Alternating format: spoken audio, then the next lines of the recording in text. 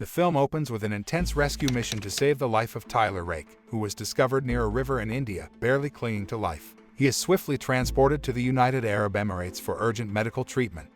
During his recovery, Nick Khan and Yaz Khan attend to Tyler, despite their initial belief that his condition was beyond hope. Tyler isn't an ordinary person, though, as he possesses an incredible resilience. After months of intensive care, he finally emerges from his coma, grateful to Nick for her unwavering dedication. Tyler had always seen their relationship as merely professional, but he discovers that Nick genuinely cares for him.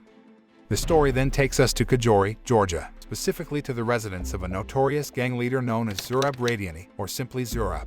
We find him tending to his animals, as he is known to keep livestock.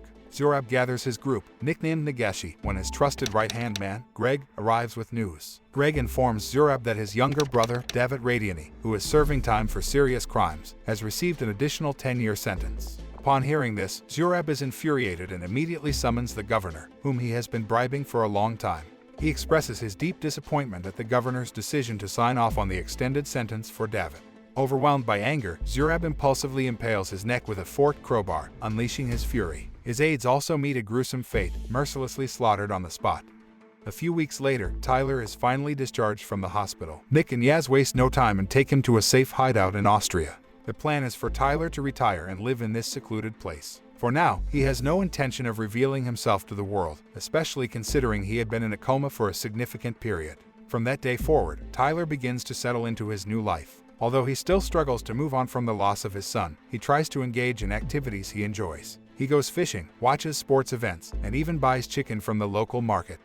Meanwhile, it turns out that David is not alone in prison. He managed to smuggle his wife, Keat, and their 2 children into his cell. Keat, tired of David's selfish behavior, reaches her breaking point. As a father, David should prioritize giving his children a normal life, but instead, he torments his own wife. Tears well up in Keat's eyes as David leaves the cell. Witnessing his mother's anguish, their eldest son, Sandro, approaches her. Sandro, constantly influenced by his father's gang, Nagazi, always remains loyal to his father's words.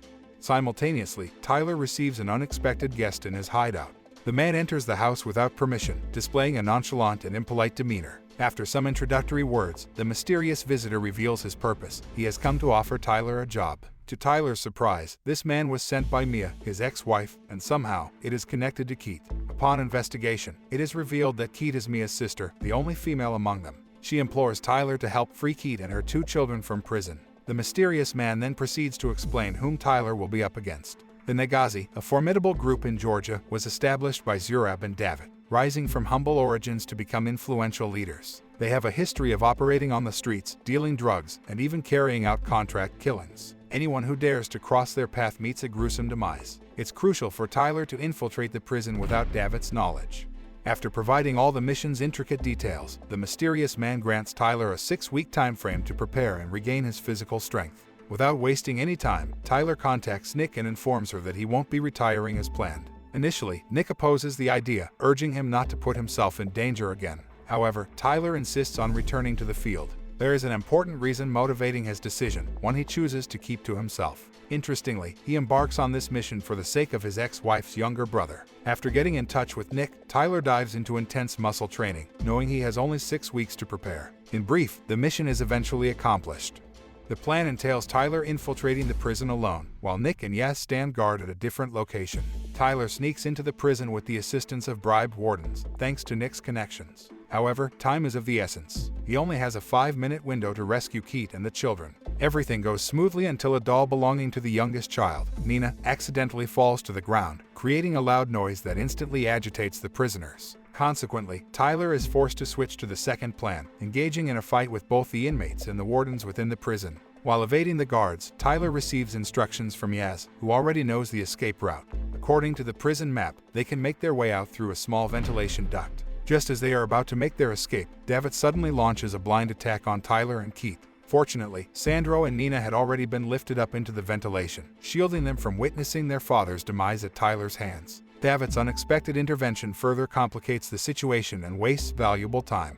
As a result, Nick decides to prioritize taking the children to safety, while Tyler and Keat continue to struggle amidst the furious prisoners. Tyler is seen fiercely fighting both the inmates and the remaining prison wardens. However, as Tyler is on the verge of exiting the prison, an inmate strikes him forcefully from behind, leaving him sprawled on the ground, barely conscious. Yet, Tyler is not one to easily give up. He manages to rise to his feet once again, overcoming the assailants and eliminating the remaining threats of both prisoners and warden. After escaping the prison, Tyler and Keith swiftly enter a bulletproof car. Unfortunately, Zurab quickly becomes aware of what transpired and dispatches his troops to eliminate Tyler. Action-packed street chases become inevitable. To counter the large number of Zurab's men, Tyler, Nick, and Yaz divide their efforts, diverting the attention of the gangsters to prevent their attacks from converging. Upon reaching the designated rendezvous point, Nick takes the lead, guiding them toward a logistics train, while Yaz hampers the enemy's movements from behind. Once aboard the train, Tyler immediately tends to Nina's wounded hand.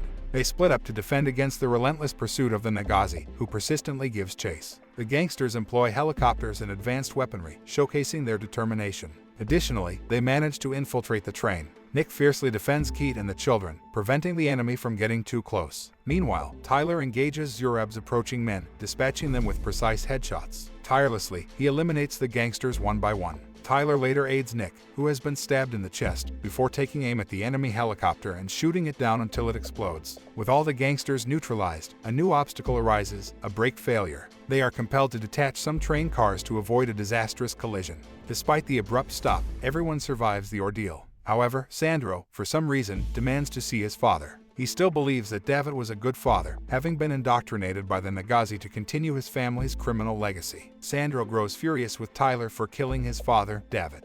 Simultaneously, Zurab convenes with the remaining members of his gang to discuss Tyler and his companions. The gang members speculate that the chaos resulted from another rival gang seeking revenge. However, Zurab's perspective differs. He believes it is not about revenge but something else entirely.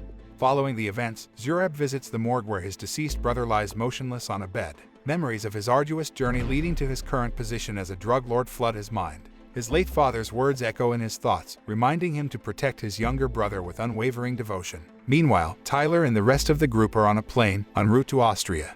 It is during this time that Nick discovers Tyler is Keith's former brother-in-law. She feels a tinge of disappointment as Tyler had not disclosed this information earlier, considering their years of friendship. Tyler had become emotionally closed off after the tragic loss of his son. The weight of guilt towards Mia weighs heavily on him, leading to his self-imposed isolation. Unbeknownst to them, Sandro secretly takes Yaz's cell phone to contact his uncle, Zurab.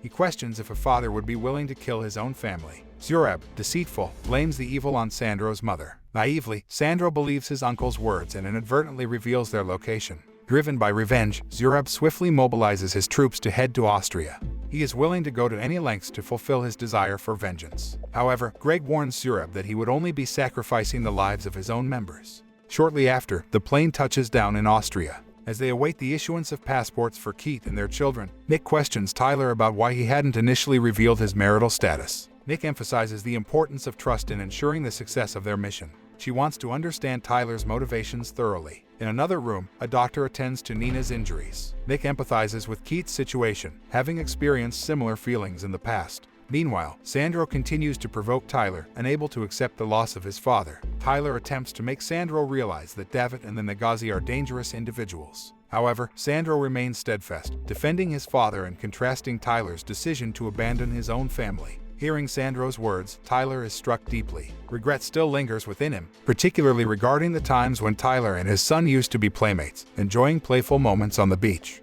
However, everything changed after the tragic loss of his son. Suddenly, Sandro apologizes to Tyler, acknowledging that his actions led Zurab's troops to their location. Alertness fills the air as Tyler and the others respond to the tense situation. In an unexpected turn, Sandro begins communicating with Zurab through messages. Keith is furious, unable to fathom how Sandro could contact his uncle. She is angered by Sandro's failure to understand that they are dealing with dangerous individuals. Yet, there is no time to engage in conflict as the Nagazi launches an assault on their location. Tyler and his friends swiftly evacuate Keith and the children from the scene. However, Sandro defies their efforts and exits the car to meet Zurab. Concerned for everyone's safety, Yaz decides to pursue Sandro alone. Meanwhile, Zurab's men open fire on the approaching police cars. Sandro reaches Zurab's car while Yaz tries to persuade him to return, but the boy chooses to side with his gangster uncle. As a result, a fierce shootout erupts between Yaz and Zurab. Nick assists her younger brother despite her injuries. In the midst of the chaos, Tyler protects Keith and Nina, engaging in physical combat with some of Zurab's men before utilizing bombs to eliminate them. Tyler then drives the car to a secure location and returns to aid Yaz and Nick, who are struggling against Zurab's men armed with rocket launchers. The three of them devise a plan to lure the gangsters into a building. Yaz and Nick set up several explosive traps, while Tyler endeavors to rescue Keith and Nina. However, due to her unhealed wounds, Nick faints and nearly plummets from the 50th floor. Reacting swiftly, Tyler grasps her hand, struggling to save her. Suddenly, Zurab appears, swiftly shooting Tyler's hand and intending to kill Nick. Fortunately, Nick remains alert and shoots the glass beneath Zurab's feet, causing him to stumble and re-enter the building. Nick then proceeds to search for Keith and Nina, ensuring their safe escape. At the same time, Tyler engages in a brutal duel with Zurab.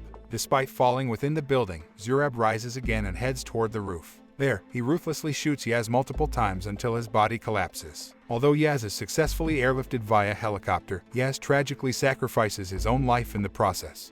In summary, they arrive at Tyler's safe house, seeking some rest. However, Nick remains consumed by the grief of losing her only sibling. Not long after, Mia pays a visit to the house. Keith warmly greets her, but Mia seems to ignore Tyler. Late into the night, Mia finally expresses her desire to have a conversation with her ex-husband. Tyler opens up about the past, sincerely apologizing to Mia. When she asks about his departure, Tyler can only offer confusion, regretting the decision to leave Mia and their child.